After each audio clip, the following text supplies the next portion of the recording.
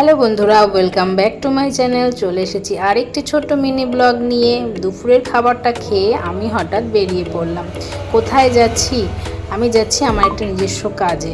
যাই হোক, তোমরা হয়তো জায়গাটা দেখে চিনতে পারছো। যদি চিনতে পারো তাহলে আমাকে অবশ্যই কমেন্ট বক্সে জানিয়ে দিও আমি কোথায় যাচ্ছি।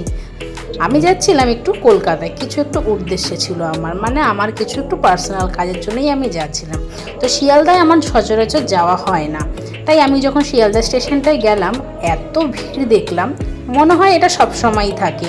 সবাই সবার কাজে ব্যস্ত, বিভিন্ন মানুষ বিভিন্ন কাজে এসেছে, তারা তাদের জীবন লাইফে ব্যস্ত রয়েছে। আমিও তাদের মধ্যে একজন, আমিও আমার কিছু পার্সোনাল কাজ নিয়ে এসেছি এখানে।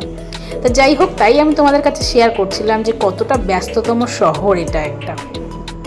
যাই হোক, এরপরে কলকাতার যেটা বিশেষজ্ঞ সেটা হলোই টানা রিক্সা, যেটা কিনা আমি কখনোই উঠতে পারিনি। সন্ধ্যা গড়িয়ে গেল, খিদে পেয়ে গেছিলো, খেয়ে নিয়েছিলাম একটি হোটেলে ঢুকে। এটা ছিল একটা পাস্তা আর এটা ছিল একটা পিৎজা। এইসব খাওয়া দাওয়া করে, আমার সাথে আরও লোক ছিল, খাওয়া দাওয়া করে আমি চললাম আমার বাড়ির উদ্দেশ্যে। আর যখন বাড়ি যাব তখন ফিরছিলাম সেই শিয়ালদা স্টেশন দিয়েই।